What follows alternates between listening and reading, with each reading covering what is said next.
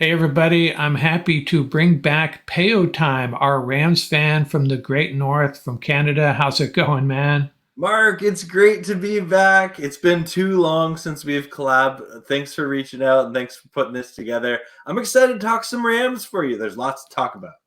Yeah, hey, why don't you tell everybody that didn't catch you the first time? Tell my audience who you are and what you do. I think you have a really cool story and a really cool thing you do on your YouTube channel. Oh, thank you. Yeah. So I have a YouTube channel. I've been a YouTuber for about 3 years now. This next season will be my fourth season covering the Rams. And I do watch parties for each and every Rams game. If you're a Rams fan like me, that you don't necessarily live in California, but you love the Rams, it's a fun place to hang out and just complain about the refs together or cheer when they score a touchdown. And we have a lot of fun in the watch parties as we watch and react together. And then I do little skits here and there. I like to experiment a lot on my YouTube channel. So sometimes I'll do skits, sometimes I'll do just like news reactions and just try and encourage conversation because I appreciate opinions that are unlike my own. And I love it when I can, connect with people in the comment section and have conversations about the Rams. There's not many Rams fans where I live, so this YouTube thing is my way of, connecting with other Rams fans, and I love Now, it. how did you become a Rams fan? Yeah, so back in 1999, young Peo was a wee little lad, and I come from a football family, and so my family was very much like go to church in the morning, and then we come home and we just watch football together, and it was awesome. And when I was a little kid in 1999, that's when the Rams, Kurt Warner, Marshall Falk, Torrey Holt, Ricky Prohl, Isaac Bruce, like Orlando Pace, like all those legends were just they were such a fun team to watch. And I remember my brother, he was like, if you pick a team, they're your team for life. You can't be a bandwagoner. And so I hopped on that Rams bandwagon, and now I like to consider myself one of the drivers of it. Yeah, I remember that story now. You shared it last time, and it reminded me of my son. I think he was 9 years old that season, and he hadn't really been paying close attention to the NFL, and he started watching with me, and I had to explain to him, this is a very special season that you're Yeah, watching here, and yeah. it's not always like this, but he's actually grown into as big a Ram fan as I am. Oh, that Um, you're a good father. well, during the Fisher years, I kind of had to apologize to him a lot. It's like, sorry, I took you down this path, son. But Hey, if he survived the 2009 Rams, then yeah, I'm sure you guided him well. I remember sitting in a sports bar with him when he was in college, celebrating a random win. I don't know what year it was. I think it was against the Washington Redskins at the time, and I think it was one of their 3 or 4 wins. And we were so excited to pull off a win on a last-second field goal. A meaningless game and a meaningless year, but hey, you celebrate the wins. Seasons like that, you celebrate every win. Always, yeah. So, how did you feel about the 2023 season? Mark, I'm kind of glad we waited on this collab because how I feel now is different than how I felt, to the loss in the Lions in the playoffs. And you never want to see your team lose in the playoffs, right? But as I reflect on it, there's so much to love about this past season. There was some really fun games. There were some amazing plays. We have, a group of young Rams, like an epic rookie class last year that grew up before our very eyes all season long. And that was kind of a cool experience seeing that happen. And not just like Puka Nakua, who like was his own story. Steve Avila or Byron Young was really cool, or Kobe Turner, the conductor. And this that's just their first year. It's their rookie season. And I'm excited for what growth we see next year out of all these young players.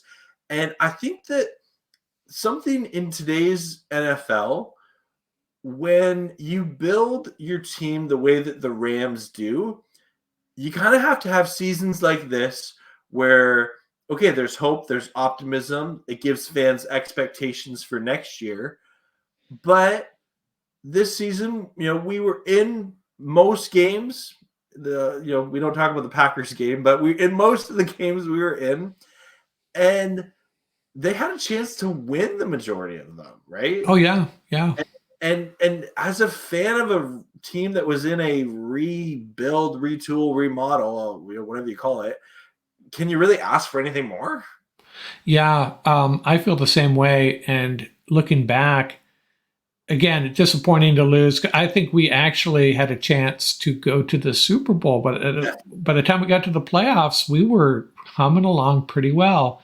I'm not saying we would have if we got past Detroit, but we had a chance. And looking back, I mean, it was probably as not as fun as the 1999 season because that was super special, but this year was probably my most enjoyable Rams season, and it has a lot to do with what you mentioned, the players.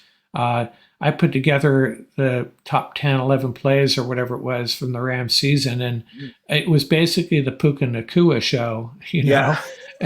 just incredible how many plays he made. And the other thing I like about this team is, I don't know if it's by design or just by chance, but there are so many likable players on this team that are easy to root for, as opposed to some of our divisional rivals, I think, that have, I mean, if they're on your team, you root for them, but you look across the sideline and, I don't know, they kind of leave a bad taste in my mouth, some of these other guys. That's fair.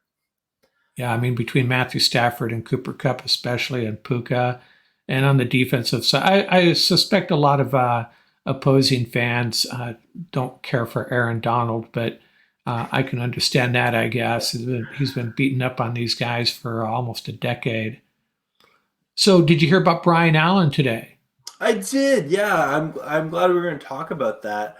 Not a total shock in my opinion. We knew that this is the time of year that decisions are made, and the reality is he kind of lost this. He did lose the starting job to Coleman Shelton, and in a backup role, commanding the salary that he was being paid. I just don't think you can do that for your roster, even if you, as much as you like the player as a person, and clearly they have, right?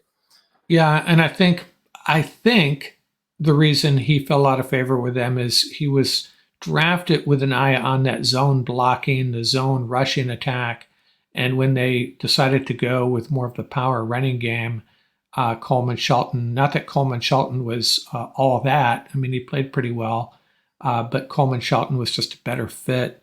So yeah, kind of a bummer. I like Brian Allen. He was a warrior, battled through a lot of injuries, but yeah, it does make sense. What surprised me was I did see this coming, but I thought maybe they would have waited till after free agency and they re-signed Coleman Shelton. Or does this mean they don't really care if Coleman Shelton walks? Do they have other plans? I'm not sure. What do you think? What do you think's going on with or is it Steve Avila sliding over to center? That might happen. I think it goes with the Rams wanted to retool this line and get younger, right? And we saw that with the Logan Bruss pick. That hasn't really worked out 2 years later, but you never know. Steve Avila, that was arguably like between him and Nakua, like such a fantastic pick, right? And I feel like because he's a guard, he sometimes gets shafted away, but he played amazing this year, and he was the only Ram that played every offensive snap all That's right. season long for the Rams, and that's fantastic, and he's such a likable guy himself. But yeah, so my mindset is I think the Rams are trying to get younger on the O line and a little beefier too, if you know Right. what I mean. So do you think that what does that what do you think is going to happen in free agency? Any predictions? I'm thinking, in my opinion, edge rusher, They obviously got to figure out the cornerback and safety positions, maybe offensive line, but I don't know. I'm just really confused what their plan is along the offensive line. What are your thoughts on free Yeah, agency? yeah, Mark, I would politely disagree with you a little bit on the edge rusher, just because I feel like for years now, every offseason, we always say as Rams fans, like, oh, we need to address the edge. We need to address the edge. This this current front office with Les Snead, it seems the only edge they want is like a rotational edge or guys that they draft.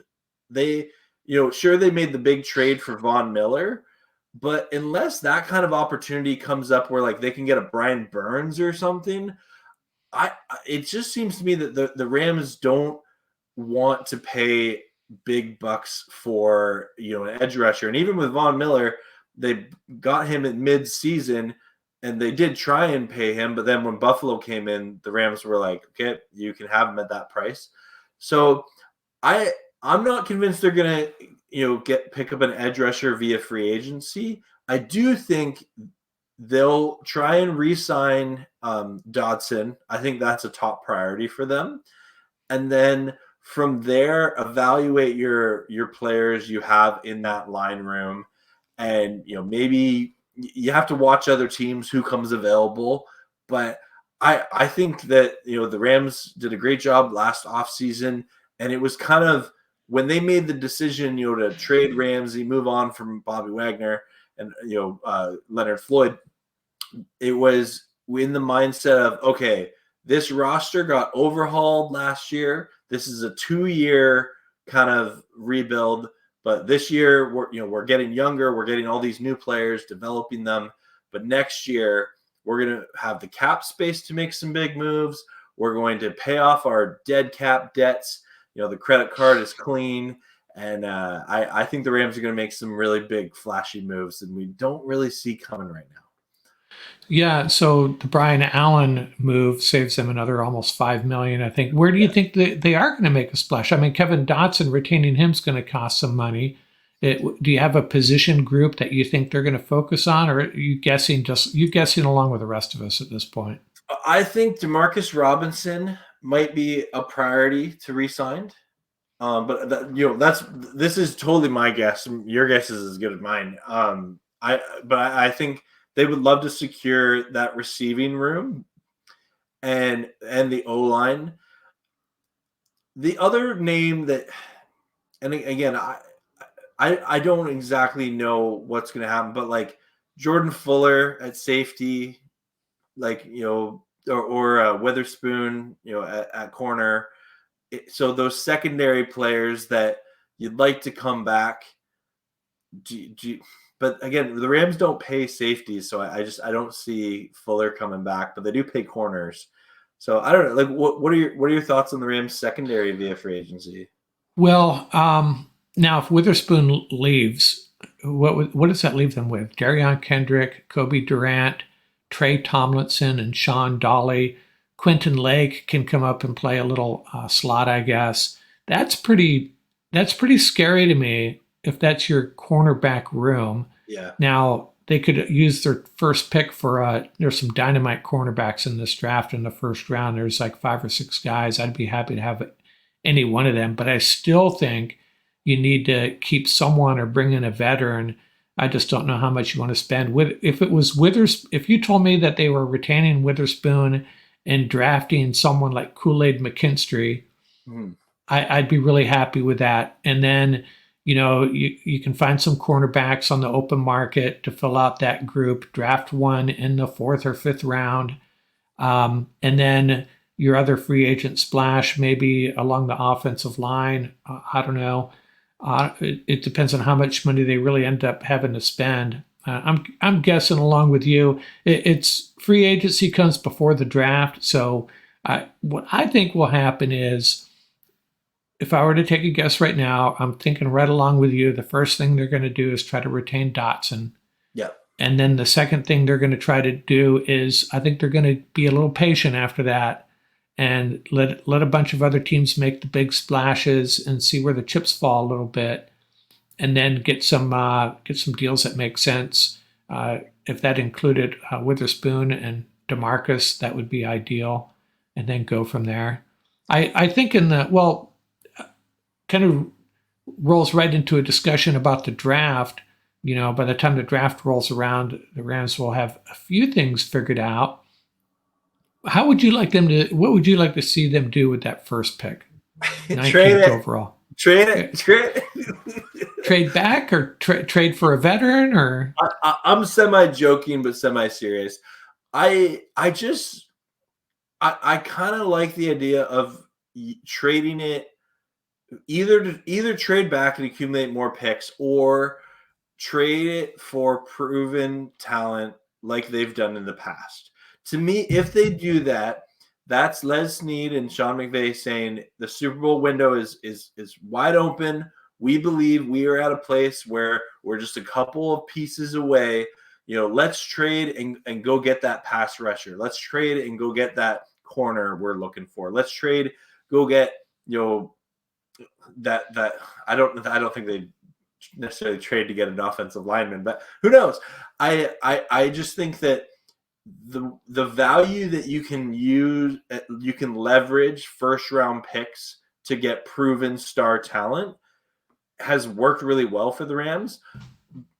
Will I be disappointed if they select at 19? No, I get excited about it. And if they do, I'd like them to go corner like most Ram fans. I don't think O-line is out of the question as well, but yeah, what are your thoughts? Well, I have been predicting that the Rams are going to come into this draft with 11 picks. Yep. And last year they had 14 picks that all made the team. I have a hard time believing that they're going to accumulate more picks like they did last year and bring in another 11, 12, 13 rookies. I think it makes more sense for them to package picks to move up and get a stud offensive lineman, perhaps. Okay. Maybe even a stud wide receiver. I don't know if those top three guys, if that makes sense. Or like you said, like Paul and Ian on a roundtable suggested, the Jags tag Josh Allen, and then the Rams send two first round picks, whatever, for someone like that. That would.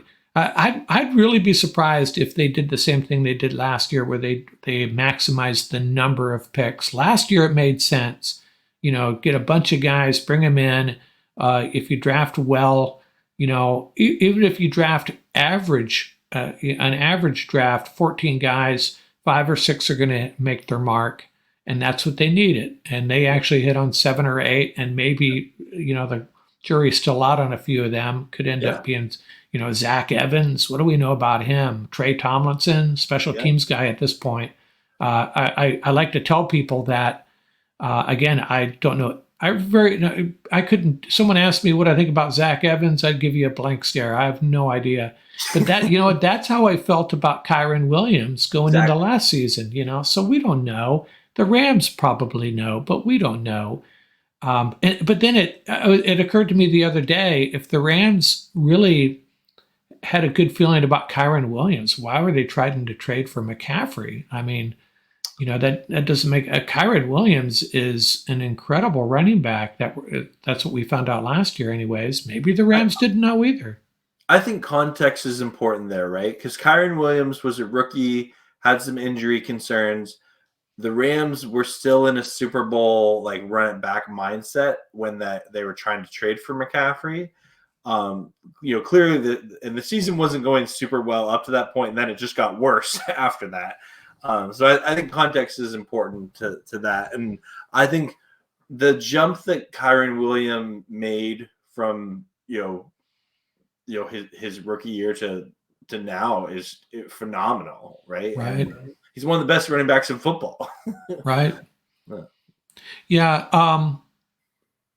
It'd be interesting to see how some of these guys in the 14 draft picks. I'm not going to list them, but I think there's 7 or 8 that we feel like we got contributors to this roster, and 4 or 5 guys. The jury's still out. Zach Evans, Stetson Bennett. Who knows what's going on there? But that's what I think they're going to do is maximize quality over quantity. But hey, you know, Les Snead knows what he's doing. I have a lot of trust in that staff and that scouting department. For the most part, they do a really good job. And So, sorry, can I just quick ask you on that? Like, do you want to talk about the backup quarterback now, or do you want or yeah, we talked about it last night in the roundtable, and Ian and Paul had some interesting opinions. What do you think we should do? so I really think there's the three options that I see that most people can see if you talk it out. So option number one, Stetson Bennett comes back from his hiatus and continues to develop as the backup quarterback that he was drafted to be. Option two, sign a veteran free agent, maybe Carson Wentz, maybe someone else, who knows? Or option three, you draft a backup quarterback again. uh, Right. and I'm not opposed to necessarily any of those. I think for me, I just would love stability at the backup position. That, like, if we have a game like last year at Green Bay, like Stafford was hurt, he needed a game off, have a guy that can come in and play for one game, right? And I I'm not sure Carson Wentz is the best backup quarterback to have, but I will say he helped beat the Niners, and that was a really fun game, right? He Yeah. played well in that game, and I'm glad I think in the third quarter while watching that game, you saw a look in Carson Wentz's eye that was like, "There's no way I'm losing this game," Yeah. and you like to see that. Yeah, I became a Carson Wentz fan during that game. I didn't know much. I mean, I knew a lot about him, but I didn't have really an opinion on him other Mhm. than, the whole Jared Goff, Carson Wentz draft debate back in the day. It's kind of funny to see, if you woke up from a coma and you heard that Carson Wentz is the quarterback of the Rams and Jared Goff's leading the Lions into the playoffs. You're like, wait, what happened? But the dilemma I see the backup quarterback situation is, and I agree with you, those three options.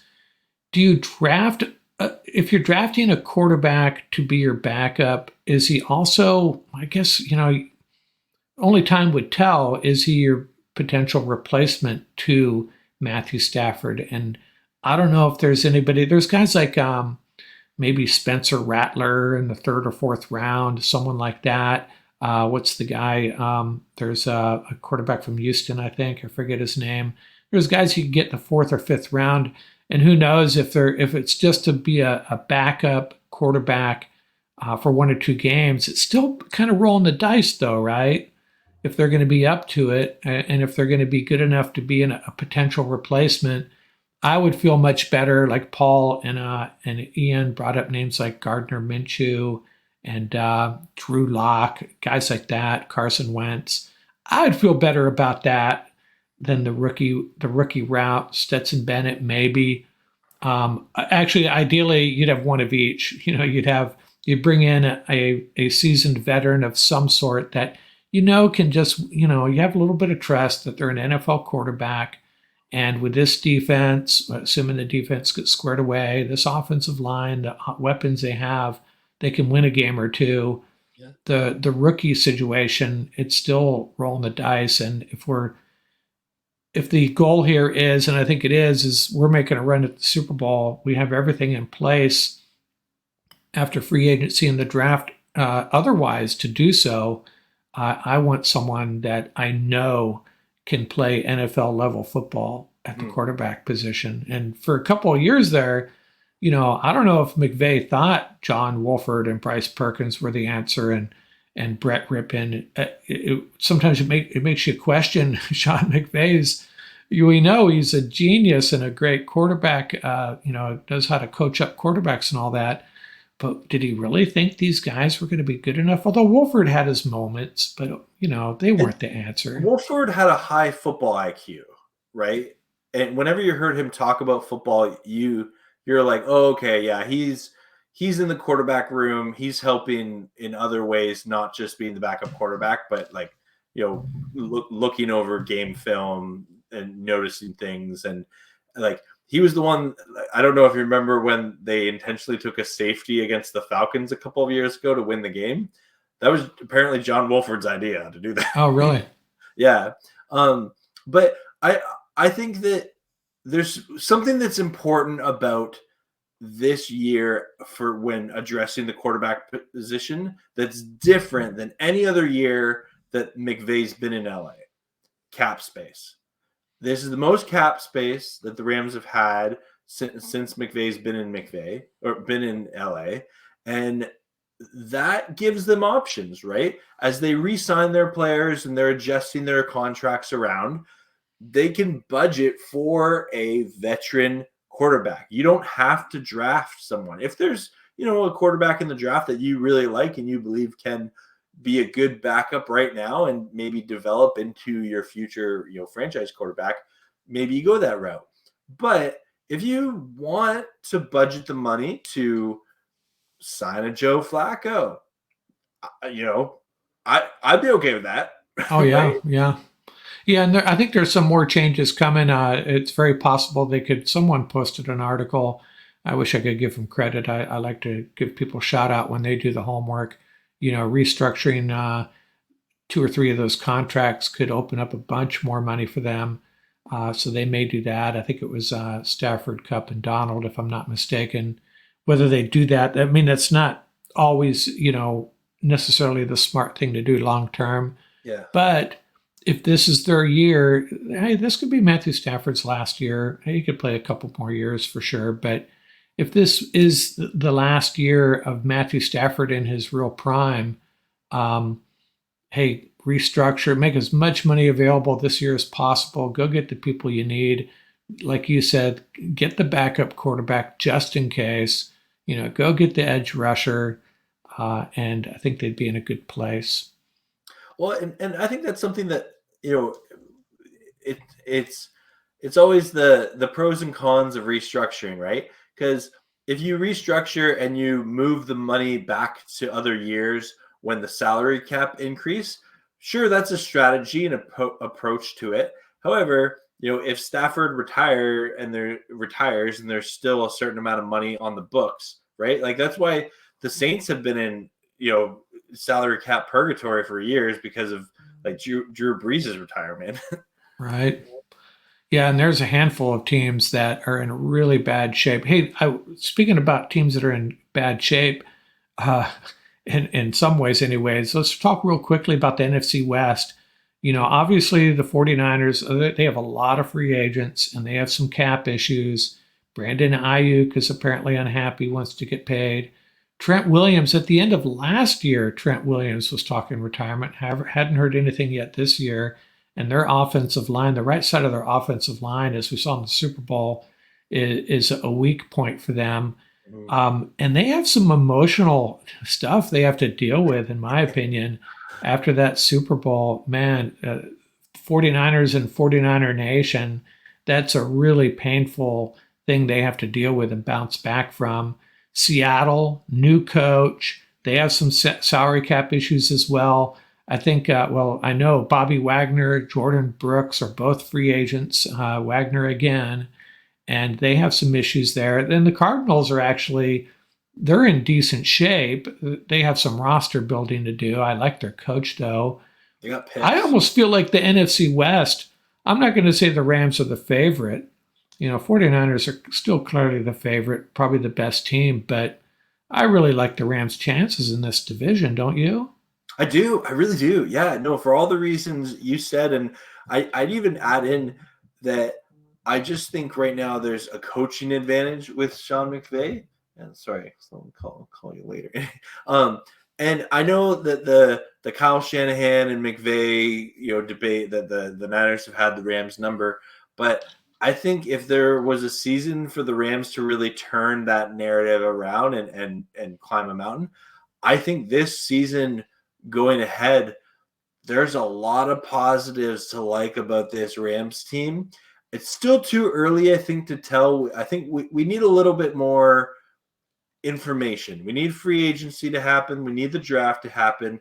And then when we get into mini camps, when we get into training camp, let's be listening, right? That's the beauty of the internet world we live in, is we can hear reports, we can kind of filter out what's just coach speak or what's actual reality, right? Because for Puka Nakua is a great example of it.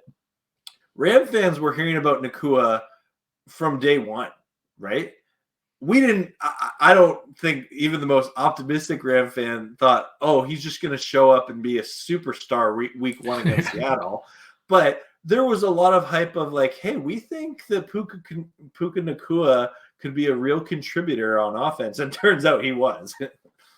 Yeah, I remember opening day, Cooper Cup was out, and I didn't, sometimes the Ram insiders don't share as much information as I wish they did. There was a lot of things we didn't know, and I didn't even know that first play from scrimmage. I'm pretty dang sure Puka Nakua is out there, and I saw him, and I was like, oh, Puka Nakua is starting. Did not see that coming, and made perfect sense after that Seattle game. He just stood out immediately, and he's such a likable guy too. Well, and I just going back, it's funny. Retrospect is so funny because like I remember being like, okay, Cooper Cup's out at least the first 4 weeks of the year. We need Van Jefferson and Cam Akers to step up. And Tutu, And Tutu, but like, boy, were we wrong, right? Like, I Cam, know, Cam I Akers got a lot of carries against Seattle, but then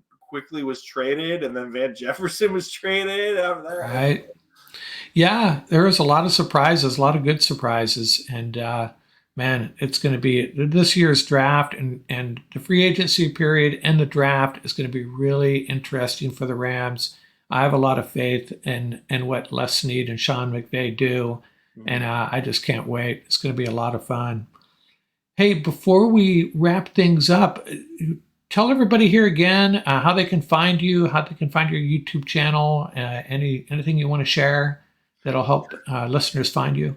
Yeah, thanks. If on YouTube, if you put in my name, Payotime, Payotime, time, I'm the first channel that comes up. Payotime Canadian Rams fan, and just I do watch parties for each and every Rams game, and do vlogs and little videos about the Rams here and there, sometimes skits.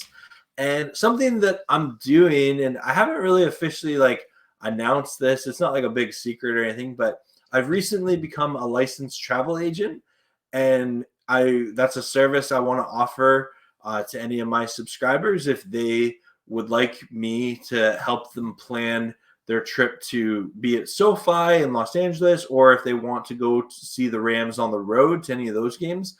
I'll be able to like help plan out flights, hotels, and like if they want stuff to do, itineraries. Is it going to be LA Ram centric travel agency assistance? Um, for the channel, yes, absolutely. Yes. That definitely that's the plan. I I'm working on a social media campaign launch. I'm not ready to like full on declare myself that, because when you start a new venture, you want to get good at it first. Right, Um, right. so I'm helping a lot of people plan like Disney vacations to Los Angeles or to Orlando at this time, and then I also do a lot of cruises right now that I'm helping book people. But Oh, eventually, nice. as I become a more competent travel agent and can do a little bit more customization stuff, I do hope to plan like Ram centric traveling. Yeah, I'm not really a cruiser. We are going on a cruise later this year, but I've been eyeballing that cruise. I think it's Quebec City through the St. Lawrence River to the northeast. That's kind of your territory, right? Yeah, that's in my neck of the woods. Yep, Yeah. So you could help me with that, right? absolutely. Yeah, maybe we'll do that. Yeah. Um, hey, Peo Time, it's been great having you on board. We got to do this more often. I think the last time we talked, I looked and I think it was March of 2023. And I Oof. remember us talking about how we were both more optimistic. I think that's how that conversation went, more optimistic than most other Ram fans. But let's do this more often. Let's talk Definitely. again. Maybe after the draft, I'll try to join one of your draft party live streams and chat with you on there.